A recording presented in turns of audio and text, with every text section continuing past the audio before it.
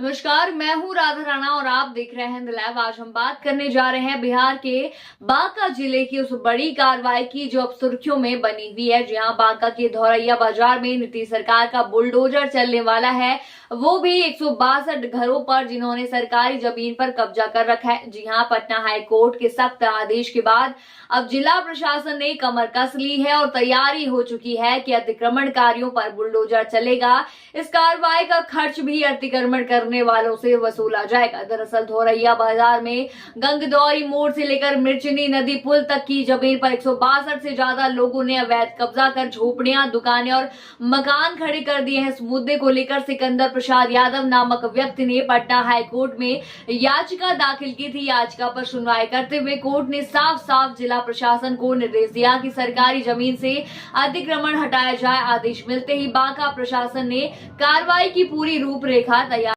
प्रशासन ने पहले अतिक्रमणकारियों को 3 बार नोटिस भेजा। उन्हें समय दिया गया कि वे खुद से अपनी झोपड़ियां और दुकानें हटा लें, लेकिन जब लोगों ने आदेशों की अनदेखी कर दी तो प्रशासन ने तय किया कि अब बलपूर्वक अतिक्रमण हटाया जाएगा। हालांकि बुधवार को यह कार्रवाई होनी थी, लेकिन पुलिस बल की कमी के चलते इस ऑपरेशन को टालना पड़ा। जी हां, जिलाधिकारी श्रीनिवास कुमार सिंह ने साफ शब्दों में कहा है कि अगर अतिक्रमणकारी अब भी समय रहते खुद से जमीन खाली कर देते हैं तो प्रशासन कार्रवाई नहीं करेगा, लेकिन अगर उन्होंने आदेश की अनदेखी की तो आईपीसी की धारा 188 के तहत उनके खिलाफ सख्त कानूनी कार्रवाई की जाएगी।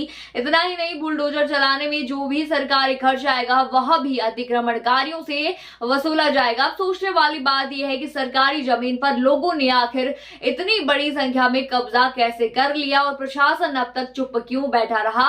क्या ये प्रशासन की ढिलाई का नतीजा है या फिर सिस्टम में कहीं ना कहीं कोई राजनीतिक खेल चल रहा है? हाईकोर्ट के आदेश के बाद ही आखिर प्रशासन हरकत में क्यों आता है? सवाल बहुत है, लेकिन जवाब अब बुलडोजर की गर्जना से ही मिलेगा। यह मामला केवल बांका जिले तक सीमित नहीं है, बल्कि बिहार के कई जिलों में अतिक्रमण एक बड़ी समस्या बन चुका है। लोग सरकारी जमीन पर कब्जा कर पहले झोपड़ी लगाते हैं, फिर धीरे धीरे पक्के मकान खड़े कर लेते हैं और देखते ही देखते एक पूरी बस्ती बस जाती है। फिर प्रशासन कार्रवाई के नाम पर फाइलें पलटता रहता है और जब मामला कोर्ट में पहुंचता है तब जाकर सख्ती दिखाई जाती है। यह पूरा मामला न सिर्फ अतिक्रमण पर सवाल खड़ा करता है, बल्कि सरकारी सिस्टम पर भी उंगली उठाता है। आखिर क्यों समय रहते इन कब्जों पर रोक नहीं लगाई गई? क्यों स्थानीय प्रशासन ने पहले दिन से सख्ती नहीं बरती और अब जब हाईकोर्ट का आदेश आ गया है तब प्रशासन एक्टिव मोड में आ गया है? अब देखना यह है कि बांका जिले के धौरैया बाजार में प्रशासन कब तक इस कार्रवाई को अंजाम देता है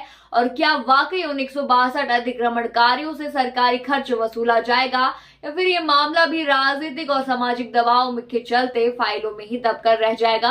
आप क्या सोचते हैं इस पूरे मुद्दे पर? हमें कमेंट सेक्शन में जरूर बताइए और बने रहिए हिंद लाइव के साथ ही चैनल को सब्सक्राइब करना न भूलें और हमारे फेसबुक और वेबसाइट के साथ भी जरूर जुड़े।